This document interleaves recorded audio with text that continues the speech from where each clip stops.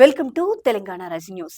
America పర్యటనలో ఉన్న CM Revanth Reddy గారు హార్వర్డ్ ప్రొఫెసర్లతో భేటీ అయ్యారు. విద్యా ప్రమాణాల పెంపుపై కీలక చర్చలు నిర్వహించారు. నాయకుడిగా 4 తరాలను ముందుండి దిశానిర్దేశం చేయడానికి సీఎం రేవంత్ రెడ్డి గారు సమాయత్తమయ్యారు. ఈ సందర్భంగా రాష్ట్ర సమగ్రాభివృద్ధి కోసం రూపొందించిన తెలంగాణ రైజింగ్ విజన్ ను సీఎం రేవంత్ రెడ్డి గారు వారికి ప్రత్యేకంగా వివరించారు.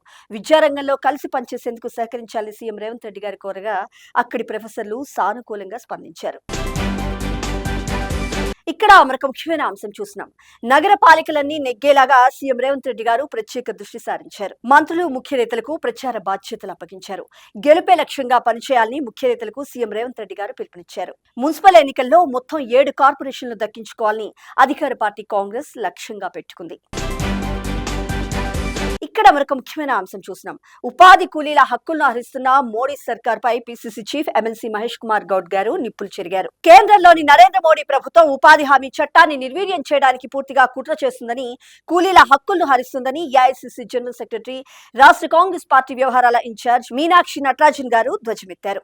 ఉపాధి హామీ పథకం నుంచి మహాత్మా గాంధీజీ పేరును తొలగించడం అత్యంత దారుణమంటూ పేర్కొన్నారు. అలాగే కరీంనగర్ జిల్లా మానకొండూరు మండలంలోని ముంజంపల్లిలో మహాత్మా గాంధీ నరేగా ఈజీఎస్ బచావో సంగ్రామ్ కార్యక్రమంలో పాల్గొన్నారు. ఇక్కడ మరొక ముఖ్యమైన అంశం చూస్తున్నాం. మున్సిపల్ ఎన్నికల్లో పొత్తులపై పిసిసి చీఫ్ దే తుది నిర్ణయం అంటూ డిప్యూటీ సీఎం మల్లు భట్టి విక్రమార్క గారు వ్యాఖ్యానించారు. ఎమ్మెల్యేలు పార్టీ నేతలతో కలిసి అభ్యర్థులను ఎంపిక చేయాలంటూ పేర్కొన్నారు. మంత్రుల భేటీపై కొందరు తప్పుడు రాతలు రాస్తున్నారంటూ ఫైర్ అయ్యారు డిప్యూటీ సీఎం మల్లు భట్టి విక్రమార్క గారు. మున్సిపల్ ఎన్నికల్లో పొత్తులపై పూర్తి బాధ్యత PCC chief MLC Mahesh Kumar Goud గారు తీసుకుంటారని, ఆయన నిర్ణయమే ఫైనల్ అంటూ డిప్యూటీ సీఎం మల్లు భట్టి విక్రమార్క గారు పేర్కొన్నారు. ఇక్కడ మరొక ముఖ్యమైన అంశం చూస్తున్నాం. సీఎం రేవంత్ రెడ్డి గారు డిప్యూటీ సీఎం మల్లు భట్టి విక్రమార్క గారి మధ్య విభేదాలున్నట్టు కొందరు చేస్తున్న ఆరోపణలో అసలు ఎలాంటి వాస్తవం లేదని రాష్ట్ర ఐటీ పరిశ్రమల శాఖ మంత్రి దుద్దిళ్ల శ్రీధర్ బాబు గారు స్పష్టం చేశారు. సీఎం రేవంత్ రెడ్డి గారితో మంత్రులంతా కలిసే పనిచేస్తున్నామంటూ స్పష్టం చేశారు.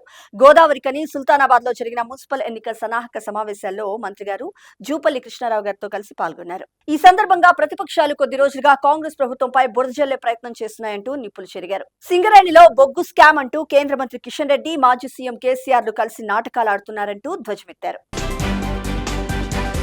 ఇక్కడ మరొక ముఖ్యమైన అంశం చూస్తున్నాం.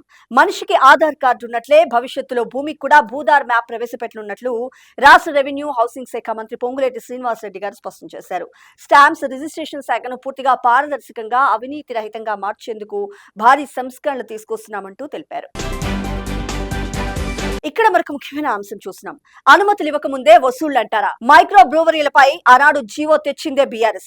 నాటి విధి విధానాలనే మేము అనుసరిస్తున్నామంటూ మంత్రి జూపల్లి కృష్ణారావు గారు స్పష్టం చేశారు. ఆనాడు లాటరీ లేకుండానే 20 మందికి అనుమతులు ఇచ్చారంటూ పేర్కొన్నారు. బీఆర్ఎస్ హయాంలో 3,500 కోట్ల ఎక్సైజ్ బకాయిలున్నాయంటూ స్పష్టం చేశారు. ఆర్థిక శాఖలో 40,000 కోట్ల బిల్లులు పెండింగ్ పెట్టారంటూ పేర్కొన్నారు. అప్పటి పైప్ లైన్ల ద్వారానే బీర్ల కంపెనీలకు నీళ్లిచ్చారంటూ పేర్కొన్నారు. వారి దోపిడీని చూడలేకే పార్టీ నుంచి బయటకు వచ్చారంటూ కూడా స్పష్టం చేశారు మంత్రి జూపల్లి కృష్ణారావు గారు.